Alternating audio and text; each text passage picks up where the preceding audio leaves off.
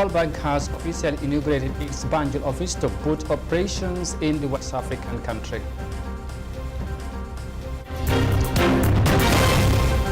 Zimbabwe's hospitality is still confined within the walls of COVID-19.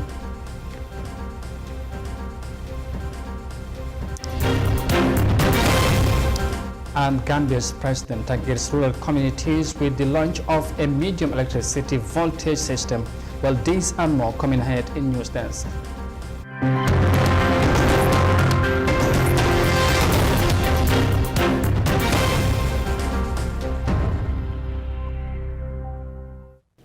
Hello, this is Africa TV and many thanks for joining us. I am Amadou Kante and now the news in detail. Now, the World Bank Group has on Monday officially opened the World Bank Banjul office at the 5th Atlantic Boulevard in Fajara. The event, presided over by the country's Vice President Dr. Aïssatou Touré, was as a result of maintaining a strong relationship between the World Bank Group and the Gambia to provide solutions to the needs of the people. Here's more details of that in this report by Amindao.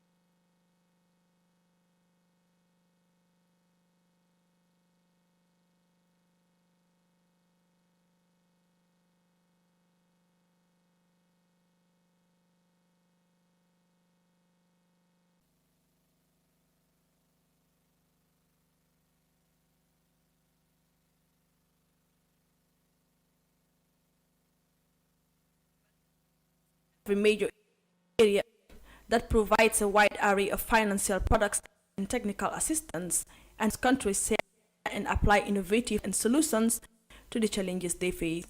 The bank has a mission of ending extreme poverty by reducing the share of the global population that lives in extreme poverty to 3% by 2030. This they deem to be done by increasing the incomes of poorest 40% of people in every country so as to promote prosperity.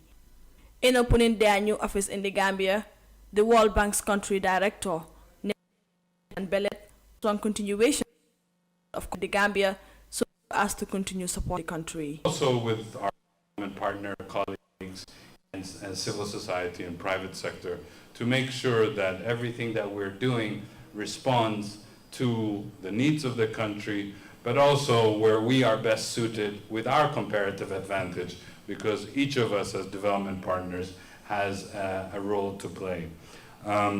We're hoping that our portfolio will continue to grow. I think next year alone, we're hoping to do at least $70 million. And we're hoping that over the 3 years coming, that our engagement with the Gambia could be upwards of $400 to $500 million, provided we have a strong continued collaboration with the Gambia. Mambri Njai, the Gambia's finance minister and also the governor of the World Bank, highlighted the bank's support to the country over the past few years. This new office complex, among others, is an indication of the World Bank's long-term commitment to partnering with the Gambia. It is therefore my ardent hope that our partnership remains strong and mutually beneficial as we continue to work in the service of the people of the Gambia. Your Excellencies, distinguished ladies and gentlemen, over the past few years, our country partnership portfolio has grown steadily. In addition to the ongoing regional projects with a commitment of up to approximately $125 million US dollars. In 2020, an extraordinary year for all of us, the bank provided a support of over $18 million US dollars under the Gambia COVID-19 project. As he presided over the event, Dr. Aissatou Touré, Vice President of the Gambia, affirmed to the World Bank executives that her office will always be available to facilitate their work in the country. Dr. Touré expressed gratitude to the bank for being the first development partner supporter since the government took power in 2017. Although we are immensely grateful for the support of all our development partners, I want to specifically shed light on the World Bank being the first development partner to step in to support our government when we took over in 2017, with an open budget support of $56 million. Additionally, in the wake of the COVID-19 pandemic, the bank once again stepped in almost immediately with support of $10 million, which enabled us to purchase the much-needed ambulances and health supplies. This went a long way in ensuring that the health sector was able to respond to the overwhelming demands of the system as the COVID cases grew at an alarming rate. The World Bank Group has a unique global partnership with 189 member countries, with staff from more than 170 countries and offices in over 130 locations. In 2020, the bank allocated $43 million grant from the International Development Association for the Gambia's electricity restoration and modernization project, as the people of the Gambia face many challenges in terms of access to electricity and water. For iAfrica News, I am Amindao. The World Bank has officially inaugurated its Banjul office to boost ties with the Gambia government. Now, in the context of the devastating effects of the COVID-19 pandemic, cooperatives in Nigeria are supporting small and medium enterprises to survive the global health crisis.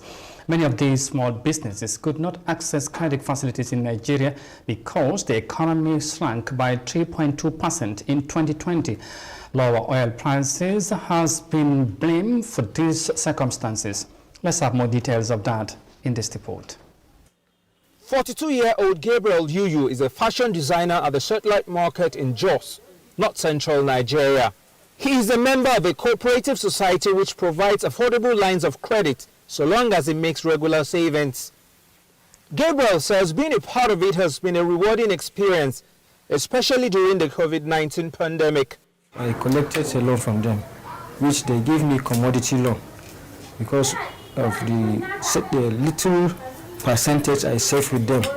I apply to get a machine like this, which they bought it for me, which I later paid them little by little. So I really benefited from it.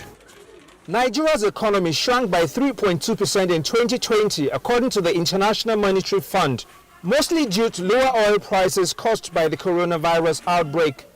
As a result, a number of small businesses could not access any credit facilities. Cooperatives have been a financial lifeline for many members. Over 15,000 cooperatives operate in the country and have contributed over 500 billion naira to the nation's GDP. That's about $1.2 billion.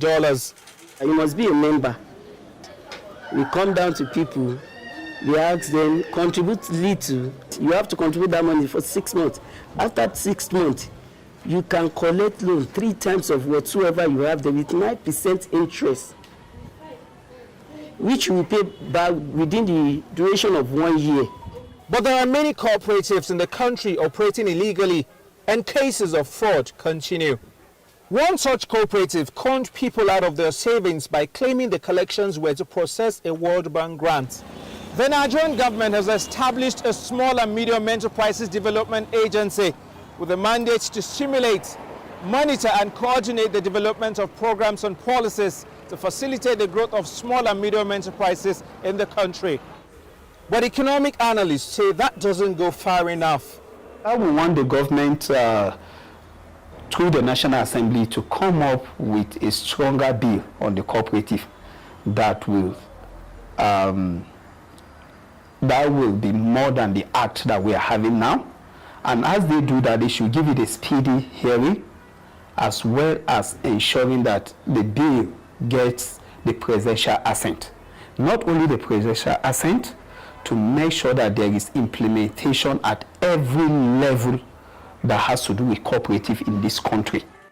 The hope is that more small-scale business owners like Gabriel will join cooperatives to encourage regular saving and providing credit to not just sustain, but improve their businesses.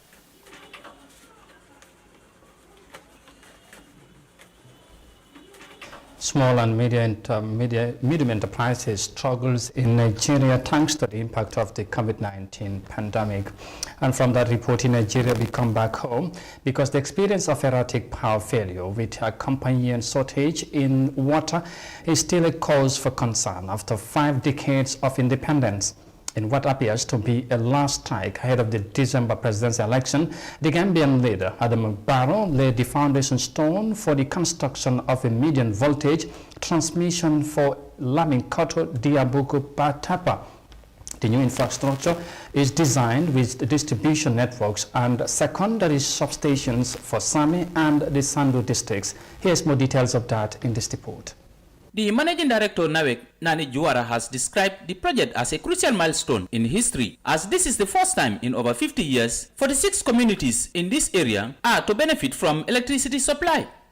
This project is co-funded by the World Bank, the European Union and EIB as part of the Gambia Electricity Restoration and Modernization Project at a total cost of over $8 million US. And in Gambian dollars, that is over $200 million. The objective of this project is to provide access to over 46 communities in Sami and Sandu districts in URR. According to Director Juara, Nawek aims to provide electricity to 685 communities before 2023. Nawek, the government of the Gambia, in collaboration with our development partners, will provide access to 92 communities in the West Coast region, 185 communities in the North Bank region, 64 communities in the Lower River region, 139 communities in CRR, and 149 communities in URR before the end of 2023.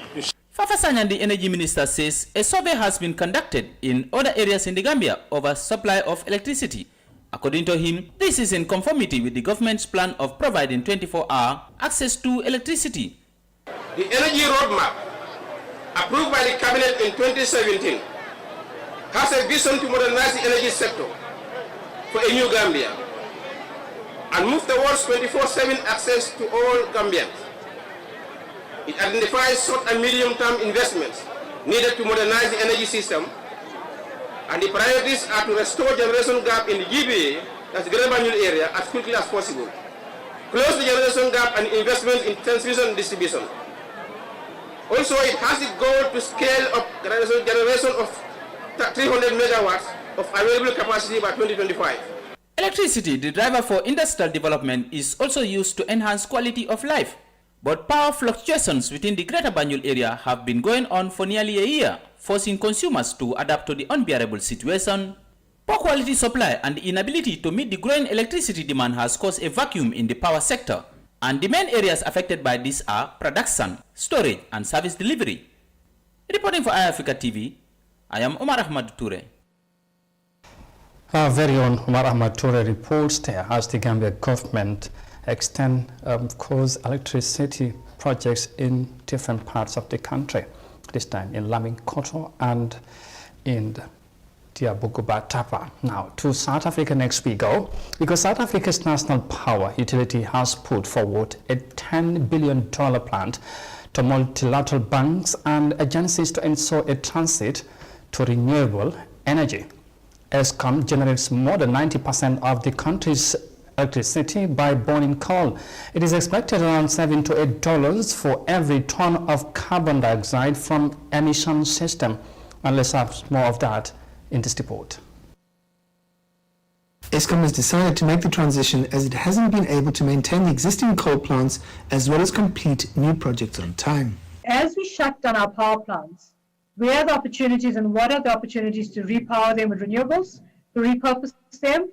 But we're also looking at accelerating the renewables plan, looking at alternative options for energy security, for microgrids, for grid strengthening. Climate change activists have been pushing the utility to move to sustainable energy sources to power the country's electricity grid. If you look at a lot of the economic modeling and the systems analysis around what the best, most affordable, most job creating and reliable energy system is, it's a renewable energy future, one that's predominantly renewable, solar and wind with battery storage and the likes. Not everyone agrees that renewables are the solution, specifically when it comes to dispatchable or baseload electricity. Unless you've got a very large battery energy storage system, which hasn't been made to work commercially yet at the level we're looking at, or you've got some kind of backup power, renewables won't meet your need. If you just had PV, for example, PV can't meet the evening peak because the sun's not shining. This isn't stopping Eskom from working with renewables in the short term as the coal-fired power stations reach their end of life. Finding the funding for the transition is a key focus. The terms that we've been discussing with a lot of these financiers as well is very, very concessional, highly concessional loans, long payback periods, payment holidays, low interest rates. So that's what we're looking at. And on the side, in parallel, we're looking at the strategy to resolve the debt issues. Eskom says it's got a plan to move from coal-fired power stations to renewable energy. The question now is how quickly it can do it and who's going to pay for it.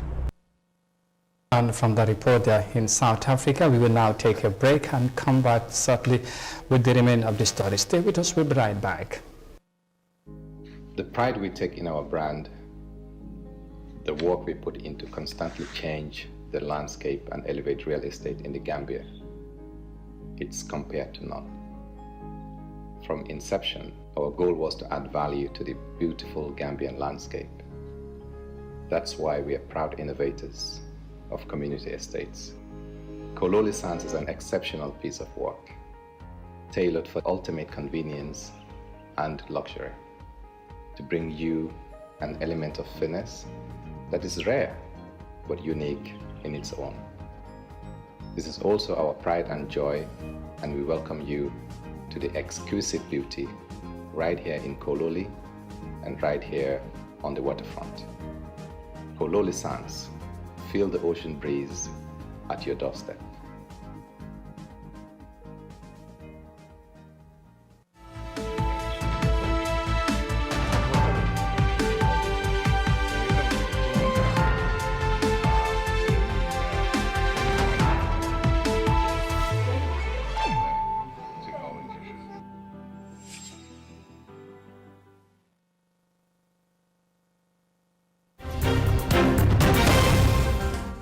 Africa TV, and once again many thanks for joining us.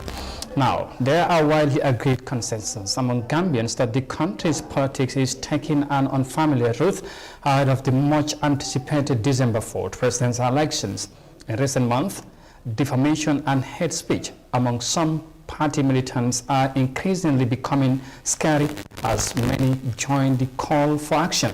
In a vox pop with concerned citizens on the issue, many blame the government for failing to take necessary actions and condemning such acts. The Kasim has more details of that in this report. The Gambia is undoubtedly known for its maintenance of peace and security, despite the ethnic and religious difference in the country. However, the country's current political climate for the past months is becoming scary as tribal issues and hate speeches continues to cement its root in the society. While many put the blame on the government for failing to take necessary actions, others think the nation's politics is navigating a dangerous and unmanned space. Mariama Kamara is one of those who hold the belief that there should be no room for insults and hate speech in politics, saying it will only take the country backward.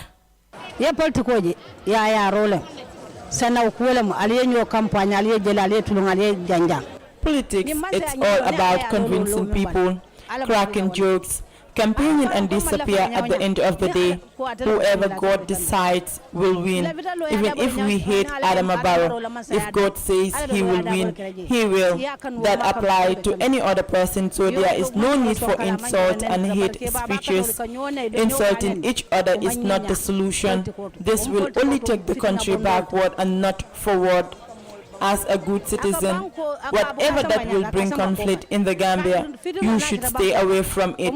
This is all Barrow's fault. He is the one encouraging all the insults, because when Enam insulted Usainu Dabo, Barrow was there, but he did not condemn it, but instead he encouraged it. We are pleading to Barrow to put a stop to this hateful speech. Mohamed Lamin Demba said the trend of things suggests that the country had no leader. Today, it's like there is no leader in this country. No matter how a country is, if there is a ruler, you should give them respect. Whether they follow rules or not, give them the respect a citizen should give a leader. You should not joke with your parent by going viral on social media to insult elderly people. Because if you insult someone else's parent, it is like you don't respect your parent. Your mother is not better than someone else's mother. If you insult someone and that person returns it, that person did not insult you, but you are the one that insulted your own mother.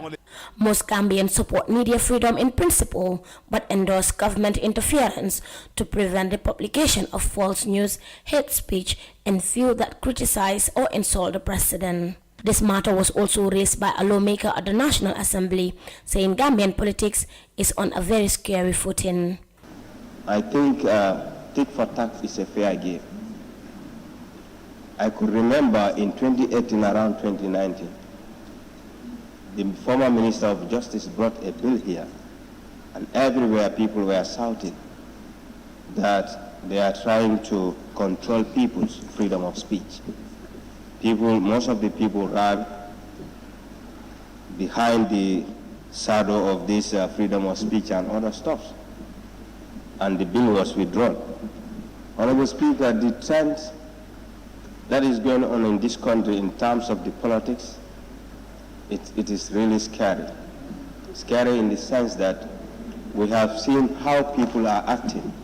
People are insulting each other like we are not Gambians, we are not one family.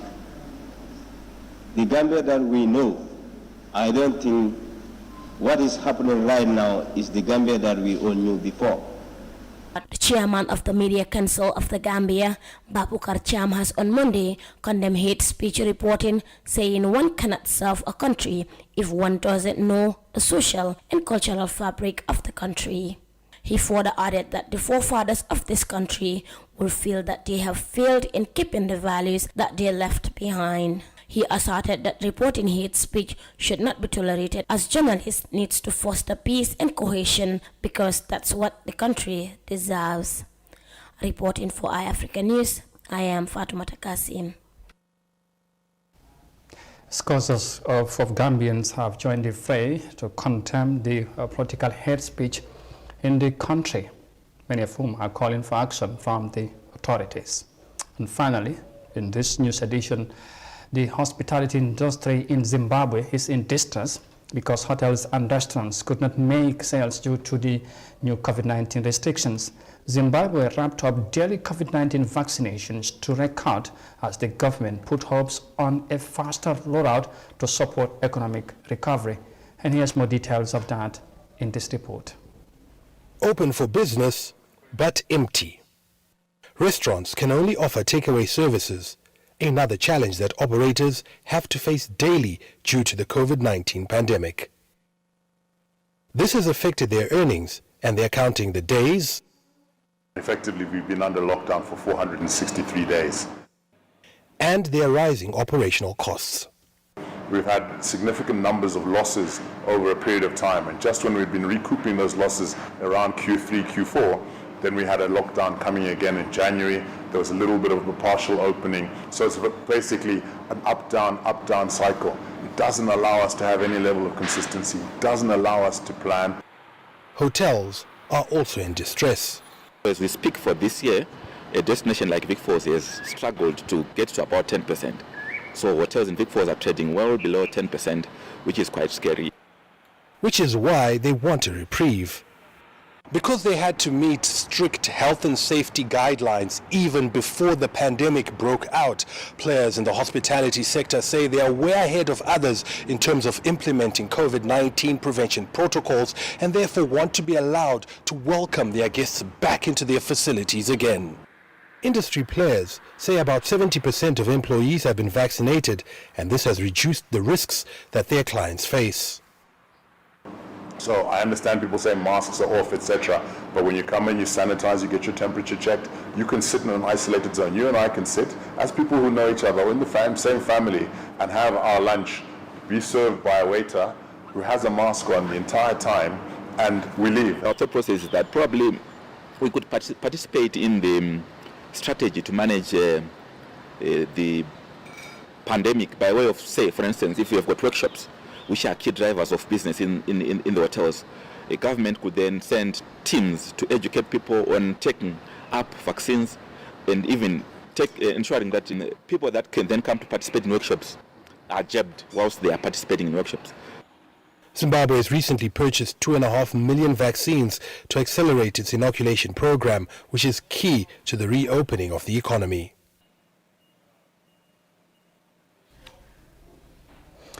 The impact of the COVID-19 pandemic continued to affect the hospitality industry in Zimbabwe. And from that report in Harare, we finally bring this news edition to an end. But for more details on this and other stories, as always, as ever, you can visit on our website on africa.tv. And there'll be more news at 17:30. That's 5:30 local time. You can join us then if you can. But for now, though, many thanks for the privilege of your company. Thanks for watching. Stay safe and bye for now.